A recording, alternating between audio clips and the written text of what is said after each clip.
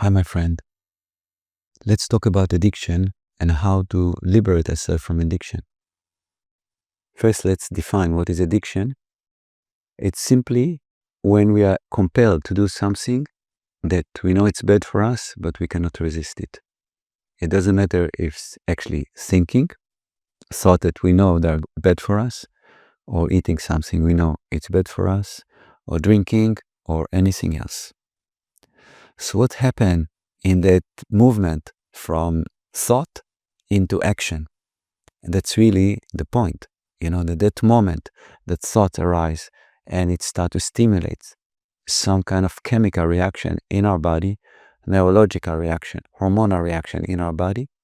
Yeah, the need of the body affecting the mind, and the mind cannot resist anymore until we go either to the fridge or to the substance or to the thought that we know it's bad for us, but we cannot resist it anymore. So how to reverse it? Most important is to start to create space between the thought and the one who's thinking, because we are not the one who thinks. Yeah, we are the space in which the thought manifests. Okay, so if we don't create this space and if we don't make it wider and wider and wider, then we cannot control this addictive behavior. And when it comes, we feel compelled to go and do it. I'm not saying it's easy. Yeah, it's difficult for me as well. It's difficult, but it's the only way. Okay, so how do we expand that space between thoughts and action? For that, we have to create a space or to realize the space, because actually who we are is space. In physics, it's very known that space is more prevalent on creation than anything else. Yeah, space between atoms, space between molecules, space between stars. Space is most prevalent in the whole creation, and of course in planet Earth, and of course in our body. But we are relating to matter and not to space. Yeah, so it means that we don't relate to the biggest aspect of our existence, which is space. Yeah. How do we connect to space? How do we relate to space? How do we make space?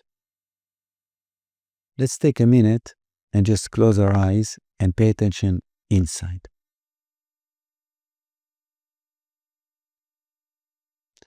Obviously, when you connect inside, by default, you immediately being guided to no space, to matter. So you start to pay attention to your body, thoughts, to emotions, to sensations, and this is normal. But really the space is the awareness that allows you to see all those things, to become aware of anything in your body, around you, everywhere. The awareness is actually what allows you to be conscious of space. Awareness is space. But we don't use it this way. We become aware of matter and then we identify with the matter. Yeah, I feel like this. Yeah, emotion, you can look at it as matter. Thought, you can look at it as matter. Of course, physical body is matter. And the whole creation around us, we look at it as matter. Stars, galaxies, cars, walls is all matter.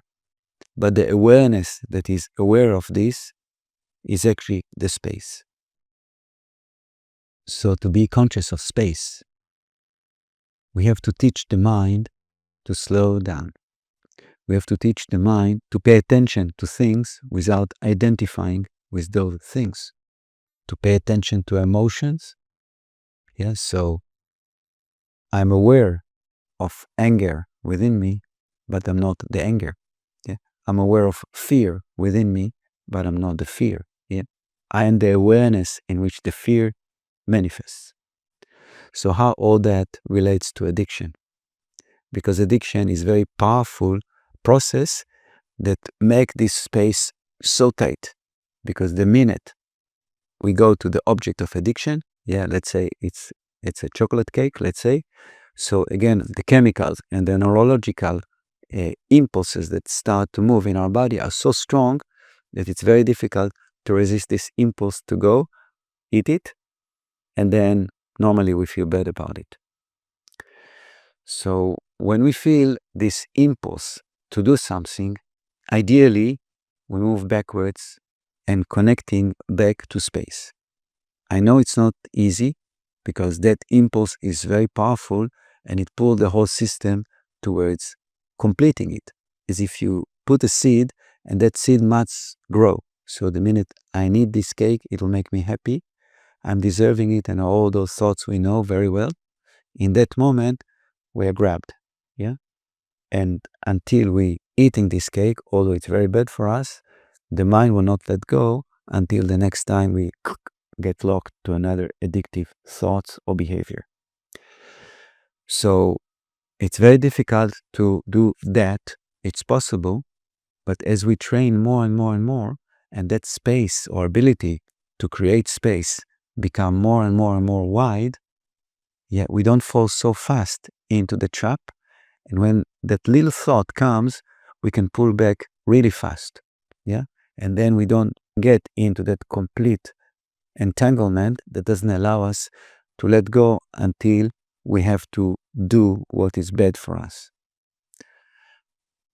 Blessing, it requires a lot of effort, but you are powerful and you can make it.